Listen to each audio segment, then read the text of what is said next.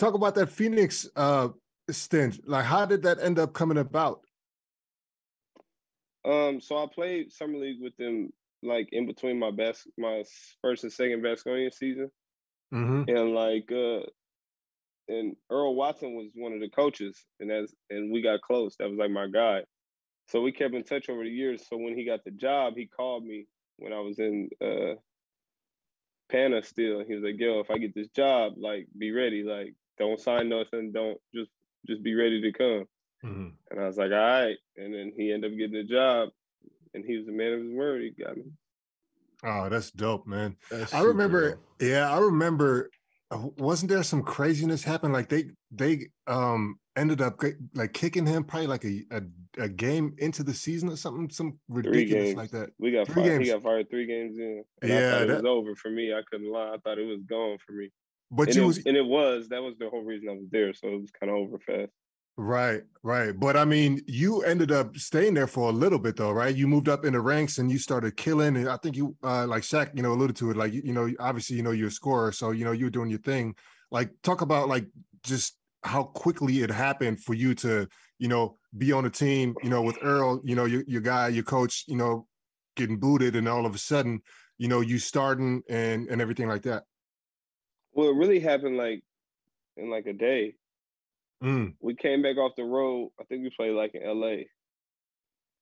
And we had a day off because it was like a back-to-back. So you had to have the day off after that or something like that. And we had a game the next day against Sacramento. And I remember me and Book was playing Call of Duty, and it came across my phone. I'm like, "Book, you see this?" He's like, "Yeah, I'm about to get off." So he got off the game and called me. He was like, "Yeah, he just got fired." And I'm like, "Damn, it's like 3 p.m. And then like an hour later, Bledsoe tweeted like, "I don't want to be here," or something like that. Right. And then I'm just like, bro, I don't know what's going on. This is my first time in the NBA, so I really don't know nothing. Like, I just barely started playing last game, so I really don't want no problems with nobody. Like, you know what I mean? Right.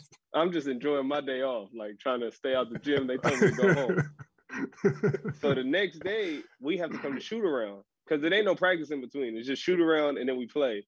So we show up and Bled is there smiling. And I'm just like, bro, I don't know what's going on, but you're funny. So we go into the team meeting and like we're walking in the team meeting and Bled is walking out and he's just like, "All right, fellas." And I'm just like, bro, what the hell is going on? And the GM is in there and the owner, and they're like, "Yeah, we fired Earl, and we told Bled that he has to stay home until we figure out a trade for him." That's tough, man. And I was just like, okay. And then he was like, "All right, we want to compete tonight. Let's have a good game." And then he just walked out.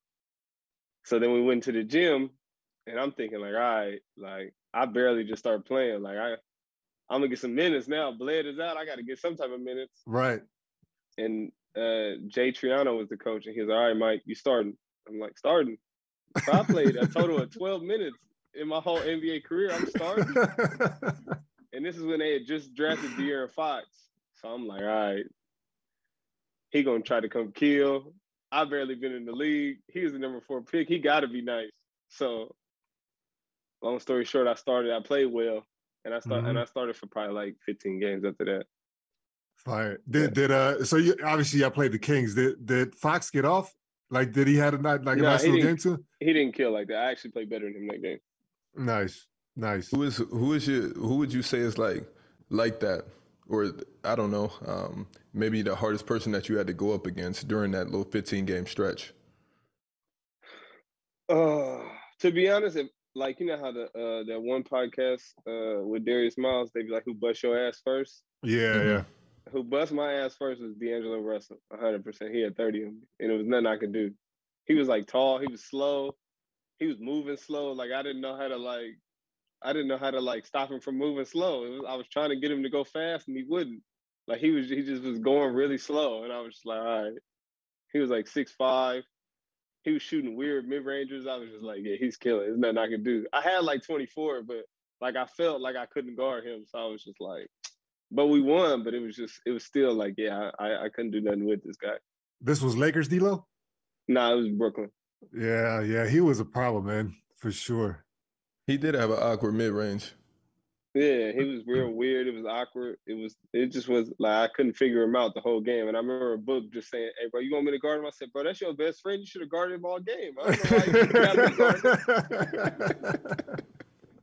Hold on, wait. So in the league, they get down like that. Like even if it's your assignment, somebody come up to you like, "I got it from here," or do you want? They can kind of. No, you can. How does that work? You can switch it up however you want. But we was winning and I was playing well, so they wasn't gonna take me out. Like I ended up with like 24 and 6 or something. So nobody could really say nothing, but it was obvious he was killing as well.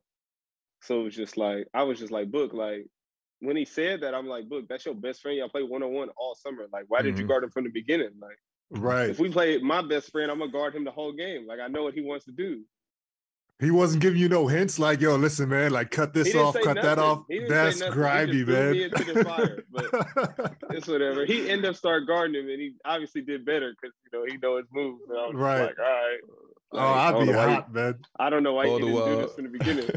But and Bledsoe just at the crib watching. Yeah, and Bled was at the crib watching still, for sure. Tough. It's the player choice way. Yeah, them boys don't get it started. The player choice way.